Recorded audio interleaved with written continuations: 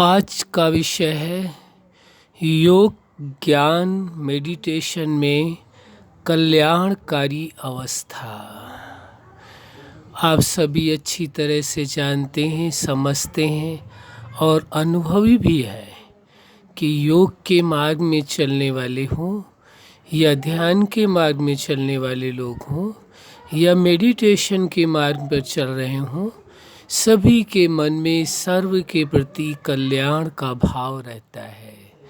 तो कल्याणकारी अवस्था तो सभी के मन में होती ही है, लेकिन योग की शक्ति से, ध्यान की शक्ति से, मेडिटेशन की शक्ति से सभी के अंदर वास्तव में वो जो छिपी हुई कल्याणकारी भावना है वह प्रकट हो जाती है और कल्याणकारी अवस्था का अनुभव करने लगते हैं। मन के अंदर सर्व के प्रति कल्याण का भाव जागृत होता है, चाहे वो प्रकृति हो, अन्य जीव हो या मनुष्य हो, सभी के प्रति कल्याण का भाव जागृत होता है कि सर्व का कल्याण हो, सभी अपने जीवन में सुखी हों, सभी के जीवन में खुशियाँ हो, आनंद हो, प्रेम हो, सभी सर्व विशेषताओं से संपन्न हो। ऐसा सर्व के प्रति कल्याण का भाव योगियों के मन में, ध्यानिष्ठ व्यक्तियों के मन में और मेडिटेशन करने वालों के मन में जागृत होता है। वही भाव जो मन के अंदर जागृत होता है, कल्याणकारी भाव, वही कल्याणकारी अवस्था के रूप में परिवर्तित हो जाता है और कल्याणकारी अवस्था का वह अनुभव करते हैं। इसमें वो एहसास करते हैं जो परम शक्ति, सुप्रीम पावर, वह जो सत्ता है वह सर्व के लिए कल्याणकारी है।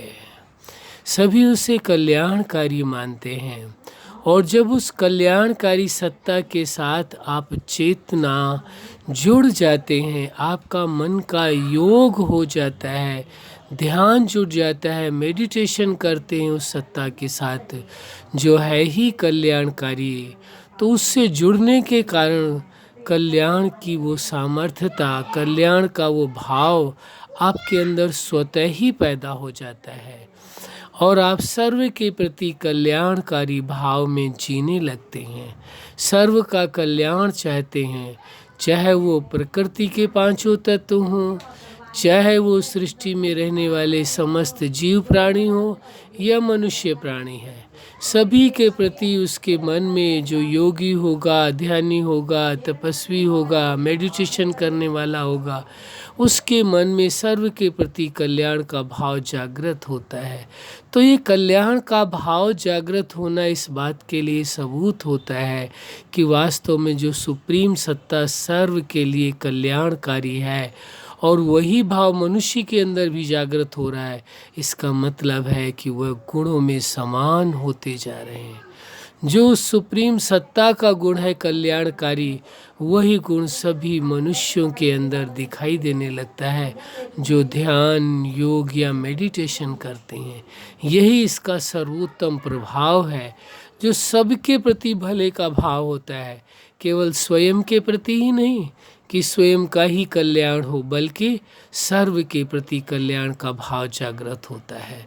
जब आप योग के मार्ग पर चलते हैं, जब आप ध्यान के मार्ग पर चलते हैं, जब आप मेडिटेशन के मार्ग पर चलते हैं, तो सबसे पहले आपका स्व का कल्याण होता है। आप चेतना अपने अस्तित्व में आ जाते हैं, अपने गुणों में आ जाते हैं, अपनी अथॉरिटी को पहचान लेते हैं, अपनी सामर्थ्यता को जान लेते हैं। तो सबसे पहले तो स्व का कल्याण होता है और जैसे ही स्व का कल्याण होता है तो सभी उसके मन में विश्व कल्याण का भाव जागृत हो जाता है। पूरे विश्व का कल्याण हो, चाहे वो प्रकृति हो, चाहे अन्य जीव प्राणी हो, चाहे मनुष्य हो, सभी के प्रति तो पहला स्व कल्याण और फिर दूसरा विश्व कल्याण। तो दोनों तरह के आपके मन में कल्याणकारी भाव जागृत होते हैं।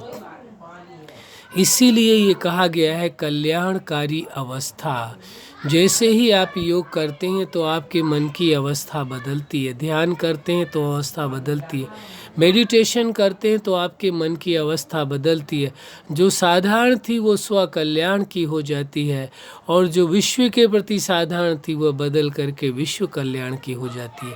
ये जो प्रभाव है वह योग का होता है, ध्यान का होता है, मेडिटेशन का होता है। इनके बिना कोई भी कल्याणकारी हो ही नहीं सकता, न स्व कल्याणकारी न ही विश्व कल्याणकारी। इसीलिए ये कहा गया है कि एक ध्यान की, योग की, मेडिटेशन की ये अवस्था है कल्याणकारी अवस्था। स्व कल्याण करना, फिर विश्व कल्याण करना। तो स्व के कल्याण में स्वयं आप चेतना आ जाते हैं, और साथ साथ जीवन के जो हर पार्ट में आप जीवन को अपने जी रहे हैं, जीवन के हर पार्ट में आपका कल्याण हो, आपकी खुशियाँ हो, आपका आनंद हो, वो भरपूर हो उन चीज़ों से। तो ये जो विश्व कल्याण का भाव आपके अंदर जागृत होता है, वह वास्तव में स्व कल्याण उसकी फाउंडेशन होती है।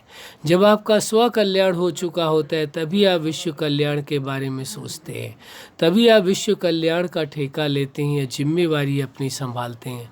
तो वास्तव में स्व कल्याण से ही विश्व कल्याण संभव है। यदि स्वयं का कल्याण हुआ ही नहीं है तो वह व्यक्ति दूसरों का कल्याण कर कैसे सकता है। इसलिए आवश्यक हो जाता है कि स्वयं का कल्याण करना।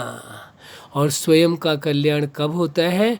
जब कोई भी व्यक्ति योग करता है, मेडिटेशन करता है, ध्यान करता है, तो मतलब समझ लो उसका स्व कल्याण प्रारंभ हो गया, क्योंकि वो स्वयं के लिए कर रहा है। ये सब कुछ किसी और के लिए नहीं होता है, ये स्वयं के लिए होता है। और जब स्वयं का उसने भला कर लिया, कल्याण कर लिया, तो वही व्यक्ति तो दूसरों का कल्याण कर सकता है जिसका स्वयं का हुआ हो।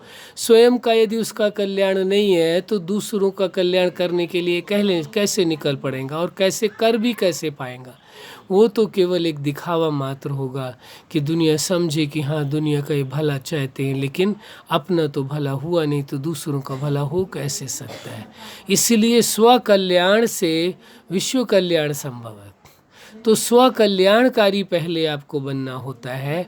इसीलिए कल्याणकारी अवस्था का महत्व है, जिससे आप स्व कल्याणकारी बनते हैं और फिर उसके बाद आप विश्व कल्याणकारी बनते हैं। एक सुंदर अवसर है, सुंदर सोच के तहत मेडिटेशन का मतलब ये नहीं कि कल्याणकारी भाव होगा तब मेडिटेशन करेंगे, नहीं। कल्याणकारी भाव मेडिटेशन से, योग से, ध्यान से अंदर जागृत होता है।